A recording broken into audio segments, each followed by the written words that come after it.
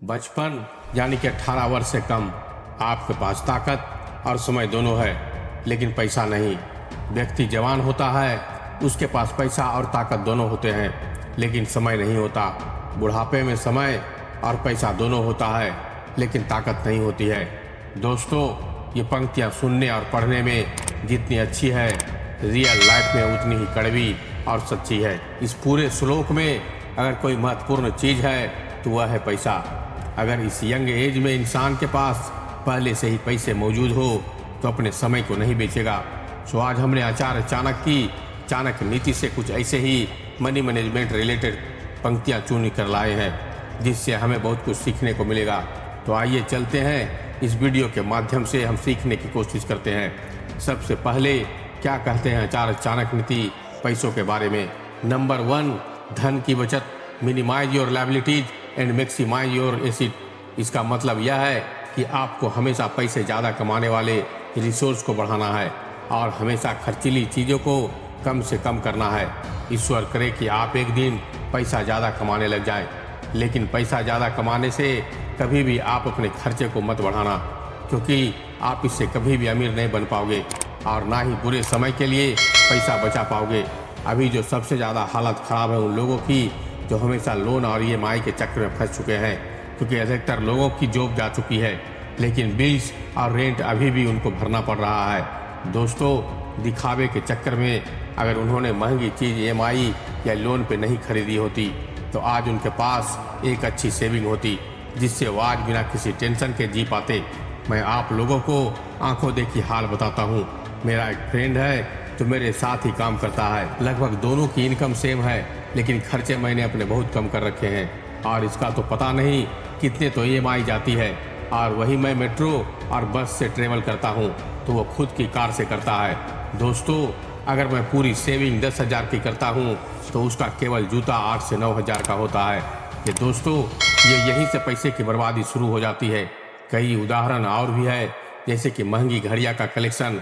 एक बार तो मैं साथ रहकर मुझे भी शौक होने लगा महंगी घड़ियों का, लेकिन मैं किसी तरह खुद को समझा पाया बुरी आदतों से। दोस्तों, पिछले बार की महामारी ने एक चीज़ हर इंसान को सिखा दी है कि खर्चे सिर्फ शो ऑफ और दिखावे की होती है, वरना बड़ा से बड़ा घर सिर्फ 5 से 6,000 रुपया महीना में चल सकता है। दोस्तों, कई लोग कहते हैं कि लोग बहुत कंजूस होते हैं। दोस्तों, ये बात सच नहीं है। कुछ लोग अपनी लायबिलिटीज़ को मिनिमाइज करते हैं, इसलिए पब्लिक उनको कंजूस के नाम से जानती है। नंबर 2, धन है तो मान सम्मान है। इस बात को डिटेल में समझते हैं। दोस्तों, आचार्य चाणक्य इस वीडियो के माध्यम से अपनी भोली भाली जनता यानी 2400 साल पहले जो उनकी प्रजा थी उनको धन की महत्ता को बताते हैं और इससे हम क्या सीख सकते हैं। अगर आज के समय में किसी इंसान के पास धन है तो लगभग इस पूरे दुनिया में सारी चीज़ें हासिल कर सकता है। अगर आपने यह कभी ऑब्जर्व करने की कोशिश की हो तो अगर हम अपनी लाइफ में तरक्की नहीं करते, यानी कि एक समय आने के बाद हर इंसान को पैसा कमाने होते हैं, तो अगर अपनी सोसाइटी या घर वालों के द्वारा फिक्स किए गए समय में आप अगर पैसे नहीं कमाओगे तो आपको आपके घर वाले भी बातें सुनाना शुरू कर देंगे। दोस्तों, पूरी चाणक्य नीति में कहीं भी चाणक्य ने यह नहीं लिखा है कि पैसे के बिना खुश रहा जा सकता है। अब मैं आपको यह बता दूं कि आजकल की social media platform YouTube, TikTok आदि प्लेटफॉर्म है, जिसमें कुछ लोग इमोशनल वीडियो बनाकर सेल करते हैं, यानी आपके इमोशंस के साथ खेलते हैं। कुछ पॉजिटिव सी वीडियो यानी जो सिर्फ दिखने में और सुनने में पॉजिटिव लगती है, लेकिन रियल लाइफ में उनका कोई काम नहीं है। फॉर एग्जाम्पल, पैसों से खुशियाँ नहीं खरीदी जा सकती या फिर पैसे से प्यार और मोहब्बत भी नहीं खरीदा जा सकता। दोस्तों, मैं एक चीज़ स्पष्ट कर दूं कि आज के समय में इंसान बिना पैसे के नहीं जी पाएगा, या यूँ कहें कि एक कदम भी नहीं चल पाएगा। ऑक्सीजन और पैसा दोनों ही बहुत ज़रूरी है। दोस्तों, आपके लिए खुशियाँ क्या है? जैसे कि आपके बच्चे अच्छे एजुकेशन ले सके, अच्छे घर में रहे, बसों में धक्के खाने के बजाय खुद की कार हो, और अगर नहीं भी है तो इतना पैसा हो कि आप टैक्सी ले सके, अपनी फैमिली के साथ वेकेशन पर जाना, पेरेंट्स को अच्छा ट्रीटमेंट देना और वो सारे काम जो आप कभी न कभी करना चाहते थे। तो दोस्तों, इसमें भी हर जगह पैसा ही काम आ रहा है। आज के बाद जो कहता है कि पैसा सब कुछ नहीं है, या फिर कुछ लोग कहते हैं कि पैसा सिर्फ अमीर आदमियों के पास होता है, क्योंकि उनके पास पाप की कमाई है। उन लोगों से आज ही दूरी बना ले, क्योंकि ना ही वो कभी अमीर बन पाएगा और ना ही वो कभी आपको बनने देंगे। तो आचार्य चाणक्य भी यही समझाने की कोशिश करते हैं कि पैसे की रियल लाइफ में कितना वैल्यू है, कितनी ज़रूरत है। चाणक्य नीति नंबर 3, गरीबी एक रोग है। यानी 2400 साल पहले आचार्य चाणक्य यह चीज़ इसलिए कहते थे कि यह चीज़ समझा जाए और इससे काम किया जाए ताकि वह अपनी प्रजा की गरीबी को मिटा सके। लेकिन हम इससे क्या सीख सकते हैं, क्योंकि गरीबी आज भी उतनी ही एडजस्ट करती है जितनी कि पहले। हो सकता है कि थोड़ी कम हो गई हो, लेकिन गरीबी आज भी है।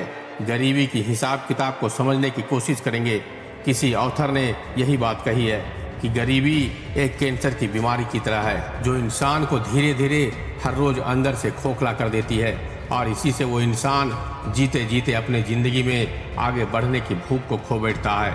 जैसे कि एक गरीब स्कूल नहीं जा सकता, वो बीमार होने पे अपना अच्छा इलाज नहीं करा पाता, वह धूप या बारिश अन्य आपदाओं से खुद को नहीं बचा पाता, उसके पास अपना आवास नहीं होता, समाज उसको बुरी नज़रों से देखता है। एक गरीब की कोई इज्जत नहीं होती है, हो सके तो उसे फिजूल में मार पड़ती है, या एक गरीब को धीरे धीरे कैंसर की तरह खत्म करती रहती है।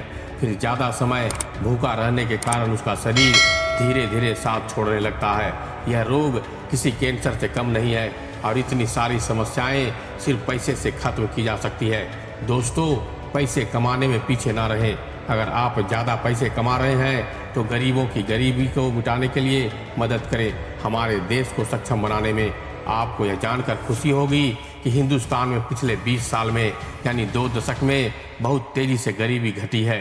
यानी गरीबी रेखा से ऊपर जीवन यापन करने वाले 1994 से 2012 तक 45% से घटकर 22% हो गए हैं और इस 22% को हमें और भी नीचे लाना है, ताकि हम सभी लोग भरपेट खाना खा सके, चैन की नींद सो सके, अच्छी शिक्षा ले सके। मोटिवेशनल मोमेंटम में आपको मोटिवेशनल कहानियों के जरिए मोटिवेट करने की पूरी कोशिश करता है, ताकि आपको जीवन में आगे बढ़ने में मदद मिल सके। वीडियो अगर अच्छी लगी हो तो इसे लाइक कीजिएगा, अपने दोस्तों और रिश्तेदारों के साथ शेयर कीजिएगा और इसी तरह का ज्ञानवर्धक वीडियो देखने के लिए मेरे चैनल को सब्सक्राइब कर सकते हैं। तो मिलते हैं एक और ज्ञान भरी बातों के साथ, तब तक के लिए धन्यवाद।